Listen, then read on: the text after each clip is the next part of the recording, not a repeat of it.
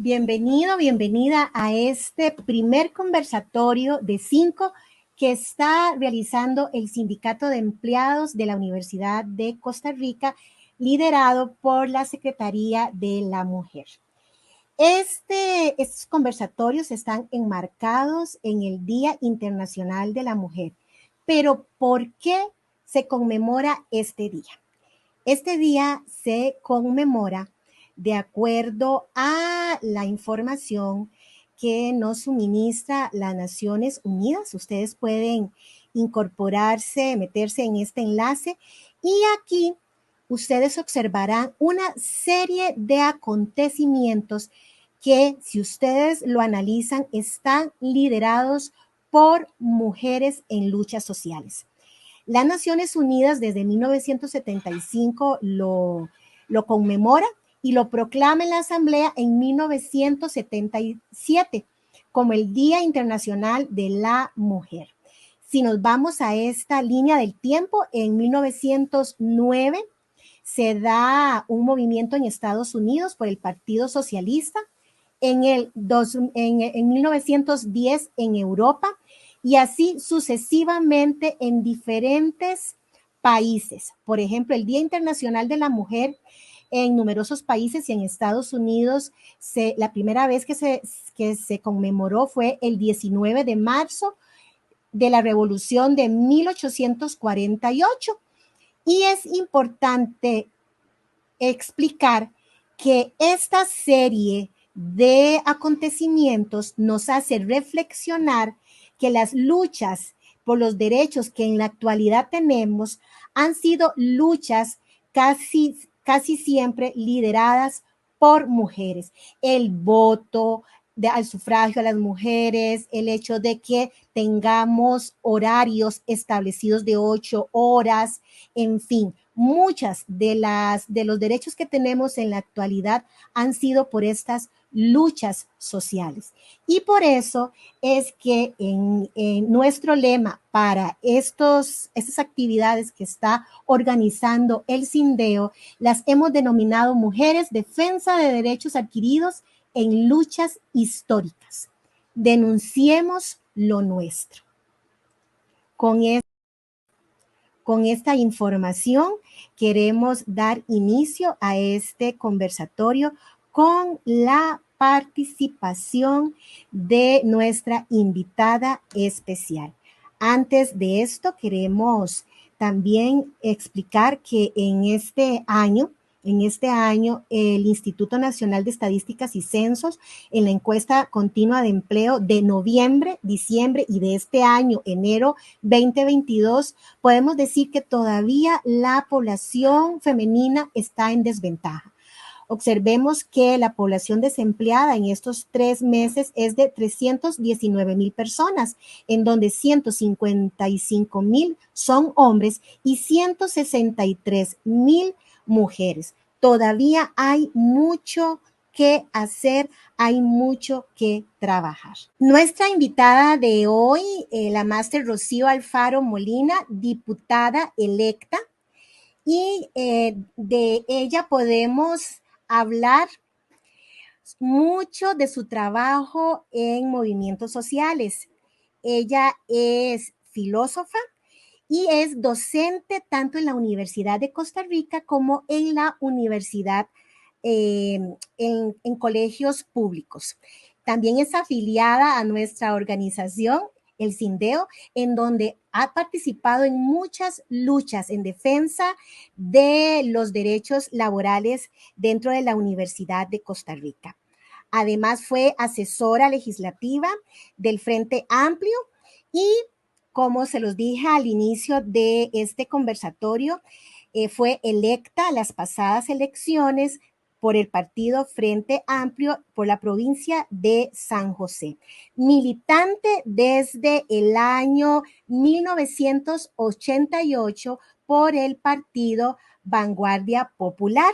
También fue una de las fundadoras del partido del Frente Amplio y también podemos decir de ella que dentro de todas estas luchas que ha realizado, podemos decir también que ha participado como miembro del movimiento Alternativa de Izquierda, conocido como Maíz.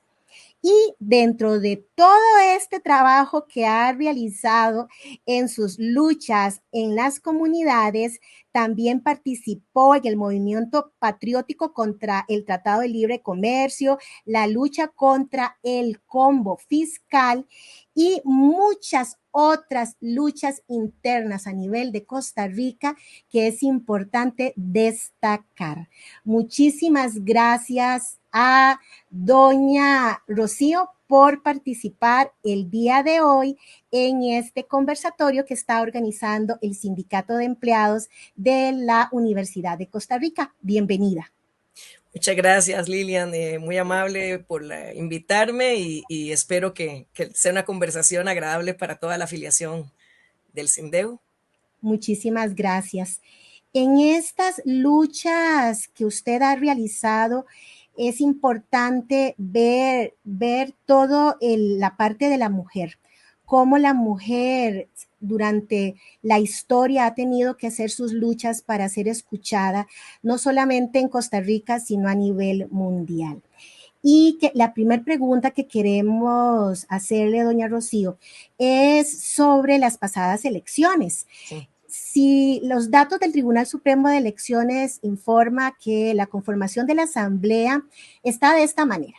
18 puestos para el Partido Liberación Nacional, 11 de la Unidad Social Cristiana, 6 del Frente Amplio, 7 de Nueva República, 6 del Partido Liberal Progresista y 9 del Partido Progreso Social Democrático.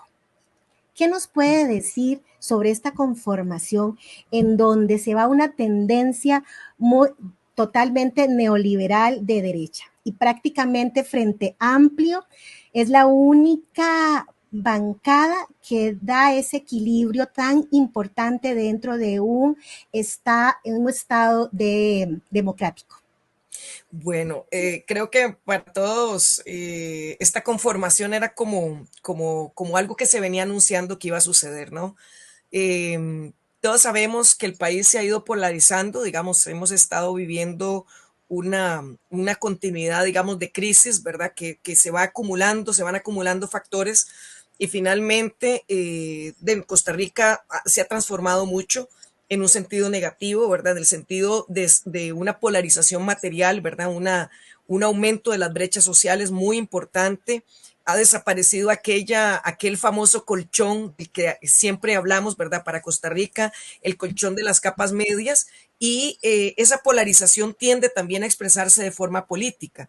¿Qué significa esto? Que aunque, por ejemplo, el Frente Amplio no es una fuerza de izquierda que se haya polarizado a convertirse en ultraizquierda ni tal, porque es un frente amplio, digamos, a lo interno hay mucha confluencia, digamos, de posiciones que van desde una tradición, herederos de una tradición comunista hasta un sector más cercano a la socialdemocracia, pero la realidad es que en el país la gente ha optado ante la situación tal vez de tanta incertidumbre a votar por el tipo de propuesta, mayoritariamente a votar por el tipo de propuesta que ofrece la derecha. Y aquí la derecha sí se ha radicalizado, ¿no? Teníamos antes unas derechas un poco de centro, ese centro, ¿verdad? Tan difícil a veces de entender, pero las derechas más fuertes se han ido además completando, digamos, entre las posiciones neoliberales más radicales, ¿verdad?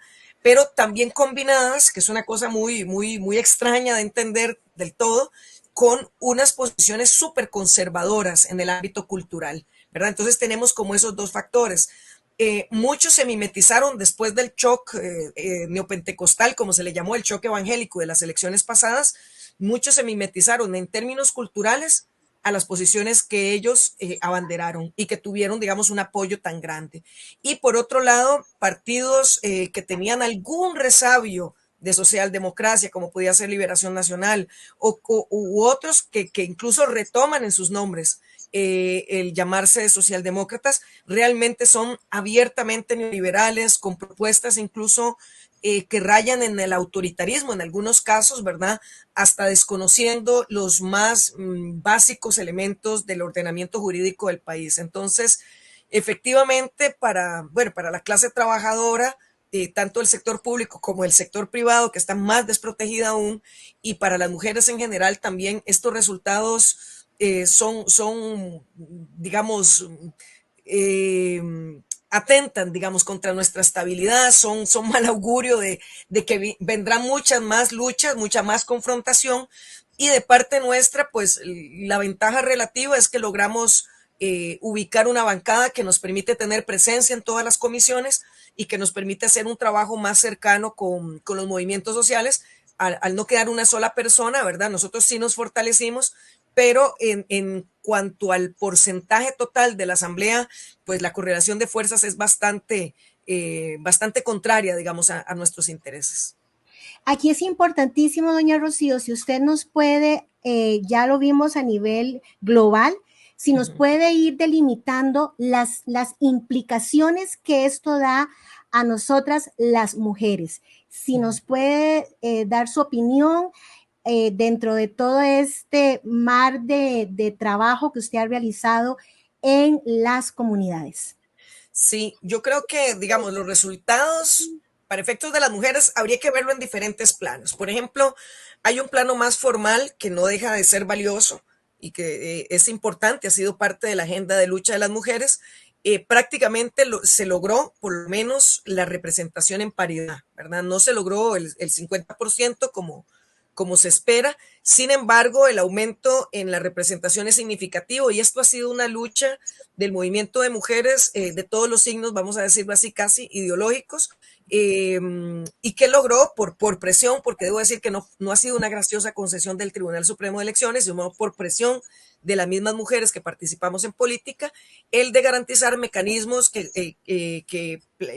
digamos, que posibiliten la alternancia tanto vertical como horizontal para garantizar realmente la paridad. Entonces, en ese elemento que es formal, que es simbólico y que también tiene un peso cultural, digamos, hay un avance. Sin embargo, en cuanto a las propuestas, sí vemos con mucha preocupación los resultados. ¿Por qué? Bueno, fundamentalmente porque la mayoría de las agendas de los partidos que han quedado posicionados en la Asamblea Legislativa y los dos que están para segunda ronda para obtener el poder ejecutivo, apuestan a una institucionalidad terriblemente débil, ¿verdad? Un Estado un poco vaciado de sus funciones de distribución de la riqueza, de cuidado, de corresponsabilidad, digamos, en la vida, en la producción. Y entonces lo que podemos prever es que las mujeres vamos a estar doblemente cargadas respecto de lo que ya veníamos doblemente cargadas. ¿A qué me refiero? Bueno, si el Estado sigue recortando presupuesto para funciones como el PANI, como el INAMU, como el INDER, recortando para educación, recortando para proyectos de acueductos y siguen recortando para la atención de todas las necesidades, desde el IAFA, o sea, todo lo que se nos ocurra, están recortando presupuesto, acogiéndose a la regla fiscal y además con una visión de tratar incluso de tercerizar servicios que son públicos en este momento, de darle ganancia a empresas, digamos, que tienen intereses, en lugar de asumir la responsabilidad del Estado, lo que vemos es que las brechas sociales se van a seguir ampliando, la pobreza en las zonas rurales va a seguir creciendo, la pobreza en las zonas urbano-marginales va a ser cada vez más desgarradora respecto de los centros de poder y donde se está acumulando la riqueza. Y lo que podemos prever es que las mujeres se van a tener que hacer cargo de sus familias, de responsabilidades que antes eran compartidas con el Estado y nos pone de cuesta arriba, ¿no? Muchos de los avances importantes, si pensamos, por ejemplo, en educación, viniendo, digamos, siendo este un debate para la Universidad de Costa Rica, lo mucho que se ha avanzado en la cantidad de mujeres que nos incorporamos al estudio, que nos graduamos, que al final, aunque nos graduamos en más tiempo por la maternidad y otros factores que intervienen, nos graduamos más en este momento, por ejemplo, nos graduamos de los diferentes posgrados y sin embargo, si el Estado deja de ser un factor que intervenga para regular el mercado, lo que va a suceder es que el mercado siempre pone a competir en condiciones de desigualdad. Si el Estado no se hace cargo de equiparar un poquito el terreno, pues lo vamos a pagar caro las mujeres, lo vamos a pagar caro las poblaciones, por ejemplo, la población indígena, la población negra, la población sexualmente diversa. Busque usted cuál eje de exclusión, cuál eje de discriminación posible, la población adulta mayor y en el otro extremo la población más joven, que también lo vemos en los datos que usted nos daba de desempleo, ¿verdad? Cómo también eso se va marcando. Esa población va a pagar el costo de este modelo que además es insostenible y que, bueno, lo que a la larga va a suceder es que vendrán explosiones sociales a las que tal vez no estamos acostumbrados en la historia reciente, pero es lo que se podría prever, porque también es una población que ha crecido hasta cierto punto bajo el supuesto de tener derechos. Y cuando se pierden, pues la reacción es de esperar que no sea simplemente de pasividad absoluta o nada más de observar qué es lo que está sucediendo. Lo estamos sufriendo en carne propia. Las nuevas generaciones van a ser muy afectadas y pues bueno, para las mujeres el panorama en ese sentido no es nada halagador, mucho menos si consideramos que el discurso de la cultura de la violencia sexual y de la violencia femicida se está naturalizando tanto y que, por ejemplo, los dos candidatos a la presidencia, ambos con características muy diferentes, debo decir, uno se oculta y el otro lo abandera, ¿verdad? Se están volviendo como los símbolos del machismo, de los machos, no sé, lomo plateado, como les dicen, ¿verdad? De los machos alfa, e incluso ha impactado mucho en la cultura y en algunos sectores de territorios rurales, se siente, digamos, este debate en donde la incorrección política se volvió una bandera. Es un fenómeno que ya lo hemos visto en otros países, lo vimos en Estados Unidos, lo vimos en Brasil y parece que lo vamos a tener que vivir aquí también. Y es que, doña Rocío, definitivamente Costa Rica está enmarcado a nivel de América Latina como uno de los países ya, y ya los especialistas lo están marcando de esa manera, de derecha neoliberal, el Estado social de derecho. Los gobiernos, este gobierno actual, y también si uno analiza los planes de gobierno, y lo podemos decir de la mayoría de los que eran candidatos y candidatas a la presidencia, hablaban mucho de reducir el Estado.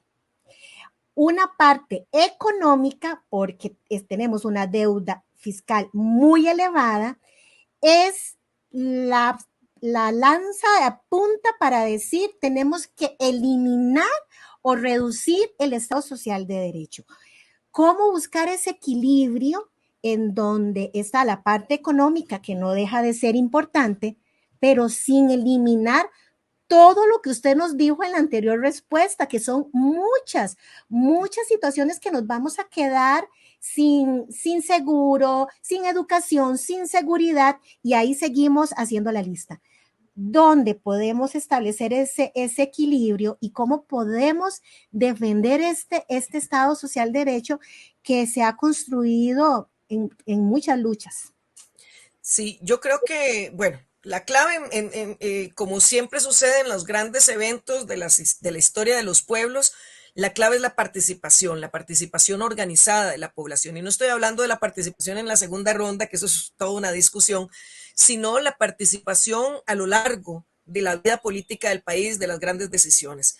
Este gobierno que está terminando se caracterizó por algo que yo por lo menos tendría alguna esperanza de que no se repita y fue el de no reconocer, digamos, actores legítimos como interlocutores. Me refiero, por ejemplo, al movimiento sindical que para el debate fiscal no solo participó en las calles y tal, sino que presentó propuestas que técnicamente barrían, voy a decirlo así, la propuesta de gobierno, o sea, mostraban que con menos efecto social sobre el reparto justo de la riqueza y sobre los servicios públicos que toda la población recibe, se podía recoger muchos más recursos para poder cerrar ese vacío fiscal, ese déficit que es tan grande, pero principalmente, ¿por qué? Porque los sindicatos se dieron a la tarea Me parece a mí incluso que la historia en algún momento lo va a reconocer como una de las acciones más responsables que ha tenido el movimiento sindical. Se dio la tarea de identificar cuáles son las reales causas de ese déficit. Y resulta que esas causas del déficit fiscal no están ubicadas donde el discurso ideológico neoliberal las quiere ubicar. ¿Por qué? Porque al decir, vamos a ver, por ejemplo, cómo nos atacan a la universidad. ¿Qué es lo que dicen? Es que qué barbaridad, casi toda la plata se va para planilla. Entonces uno dice, bueno, pero los que investigan son seres humanos. Quienes ejercen la docencia son seres humanos. Quienes atienden a los muchachos y las muchachas en sus necesidades de salud, de psicología, de orientación, son seres humanos. Por supuesto que tiene que haber un costo de planilla. Si lográramos abrir más cursos, que es un reclamo estudiantil, que si lográramos habilitar, por ejemplo, la infraestructura que es tan grande y ahora tan hermosa de varias de las sedes que se ha ampliado tanto, aunque en algunas sedes estamos debiendo, pero que se pudiera habilitar para dar más cursos, más clases, habilitarlo en jornada nocturna, habilitarlo en sábados y domingos como hacen las universidades privadas para que la gente que tiene que trabajar y estudiar o que tiene familia pueda acceder a la educación. Pero el ataque no va hacia eso. Ve usted que el discurso neoliberal es más bien reducir la planilla. Entonces, si se reduce la planilla, significa menos servicios. Si se reduce la planilla en seguridad, como usted bien lo señala, ¿cuáles son los barrios que van a quedar desprotegidos? Si se reduce en salud, ¿quiénes son las personas que van a hacer fila por 3, 4, 5, 6 años para cualquier procedimiento? Entonces, aquí lo que resulta es que se ha utilizado el tema del déficit fiscal como una cortina de humo que realmente no se estudia de parte de gobierno y de parte de los sectores neoliberales, sino que se usa como un caballito de batalla para convencer a la población de que es necesario recortar el gasto público, empezando por el concepto de gasto público. No es gasto público, es inversión pública y la inversión pública se llama reparto o distribución de la riqueza. Eso es lo que se hace con las instituciones públicas, con los servicios. Yo creo que es importante que nosotros y nosotras logremos posicionar en la población, pero esto es una tarea